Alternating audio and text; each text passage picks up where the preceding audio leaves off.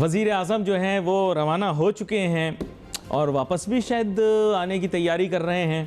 वो बड़ा छोटा ट्रिप रहा है चाइना वाला सीपैक के लिए, लेकिन यह है कि वो तो छोटा ही रखना था ट्रिप, क्योंकि पीछे से पता नहीं खान क्या क्या कर गुजरे।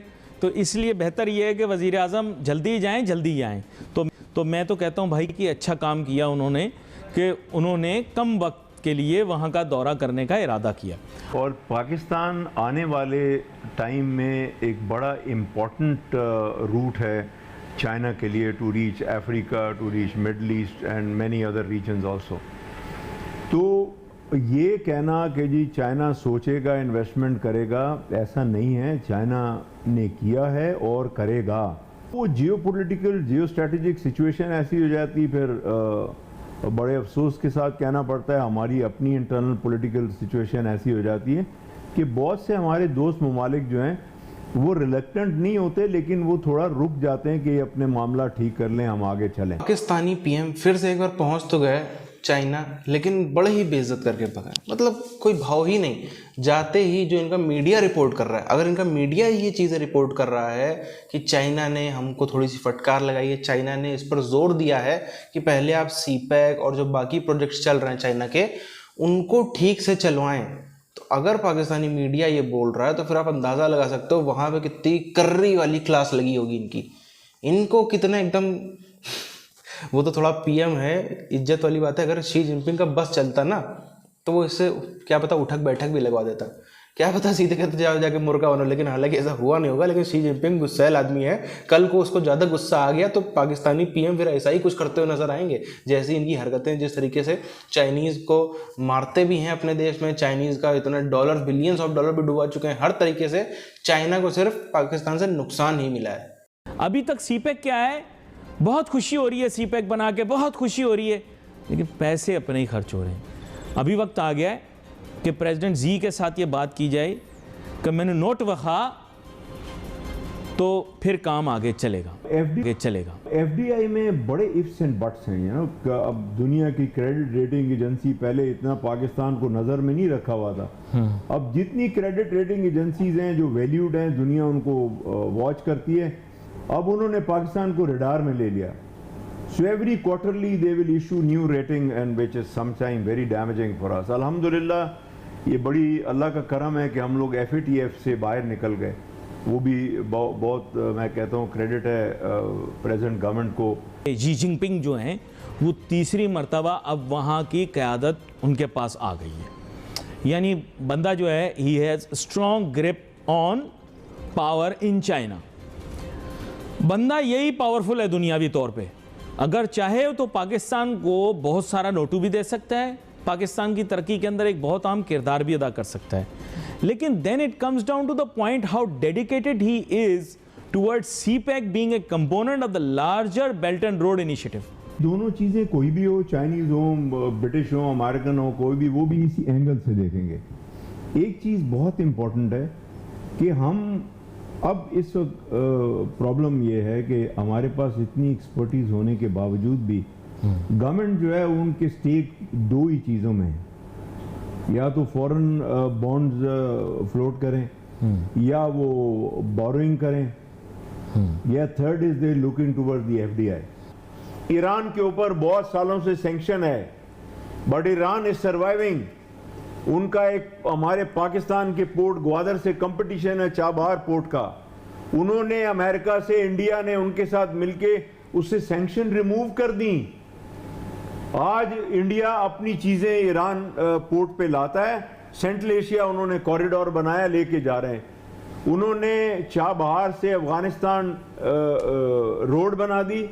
Obviously, due to our shortcomings and mistakes in the past, what has happened is that CPEC, which should have been the top priority, is now perhaps tier 2. I think, maybe I'm wrong. It's maybe tier 2 priorities.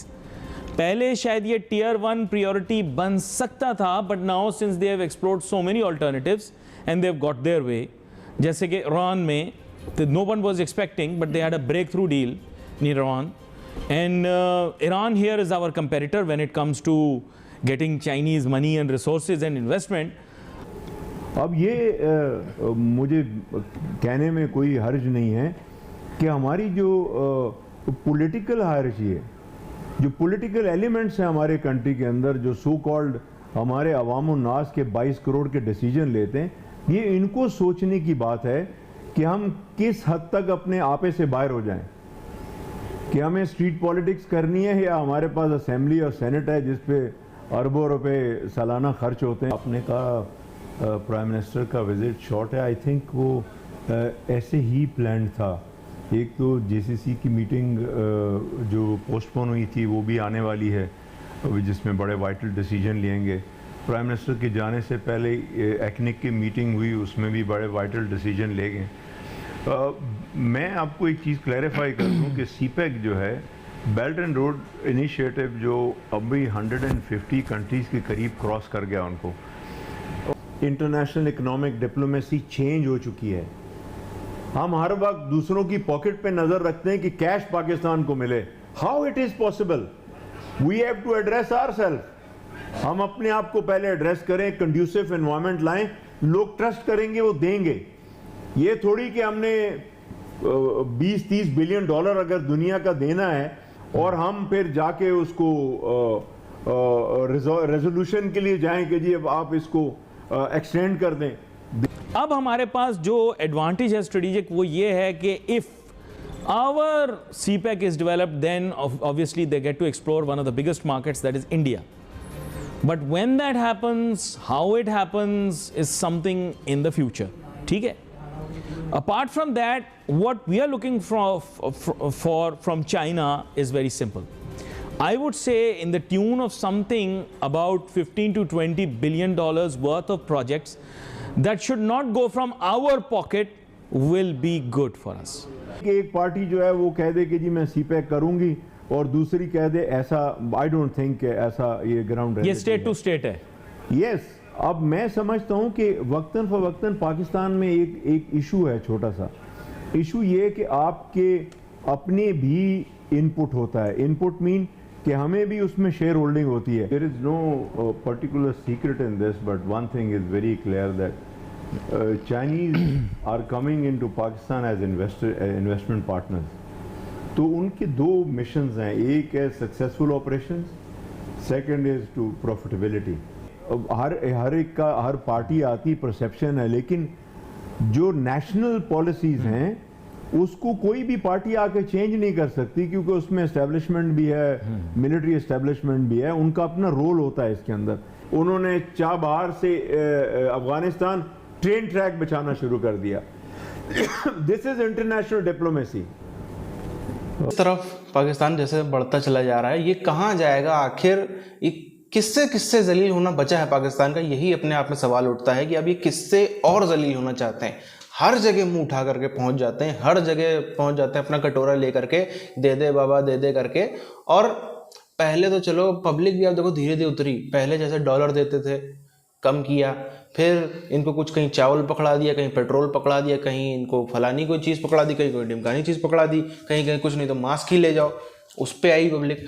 अब तो उससे भी बाकी सारे देश जो है मुंह मोड़ लिए। अब तो कहते हैं कि इसको खाली ऐसे ही चलता करो, इसको खाली हाथ में जो है एक आध इनको थोड़ा अच्छा चिकन विकन खिला दो, थोड़ा इनको अपनी खाना पीना बढ़िया खिला दो, थोड़ा डांस वांस दिखवा दो, बस हो गया काम, और इनको वापस भेज दो एयरपोर्ट। छोड़ने भी नहीं जाना है, कोई अपना हाई रैंक ऑफिसर छोड़ने भी नहीं जाएगा, उससे बड़े बड़े काम है। मतलब आप इतना समझ लो, पाकिस्तान के पीएम से ज़्यादा इज्जत तो कई सारे बिजनेसमैन हैं, कई सारे तो बॉलीवुड के लोग हैं, कई सारे अलग अलग इंटरटेनमेंट सेक्टर के लोग हैं, उनको इससे ज़्यादा ग्रैंड वेलकम मिल जाता है अगर वो अलग अलग देशों में जाते हैं। तो यहाँ पर तो ये बेचारे, ये प्रधानमंत्री होकर के, प्रधानमंत्री होना बहुत बड़ी बात है, किसी भी देश का हो, वो भूटान का ही प्रधानमंत्री हो, किसी छोटे छोटे देश का ही क्यों ना प्रधानमंत्री होना बहुत बड़ी बात होती है।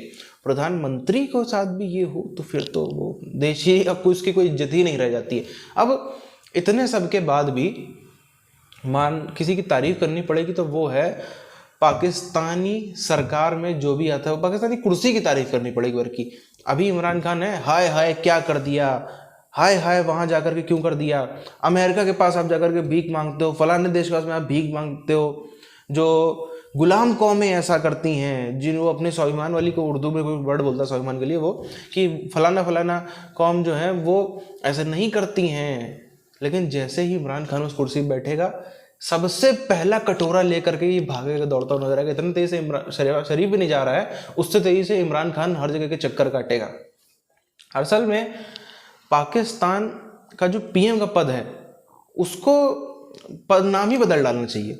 उसको प्रधानमंत्री पद की जगह उसको कटोरा लेके घूमो अभियान या मांगते फिरो अभियान, ऐसा कुछ उसका नाम रखना चाहिए, क्योंकि वही होता है।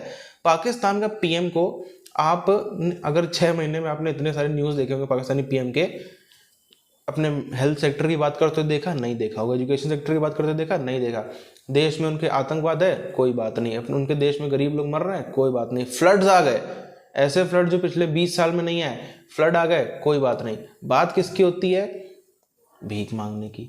इससे मांगा उसने नहीं दिया, उससे मांगा उससे नहीं दिया, उसने मांगा उससे नहीं दिया, किसी ने भी नहीं दिया। अब कैसे चलेगा देश?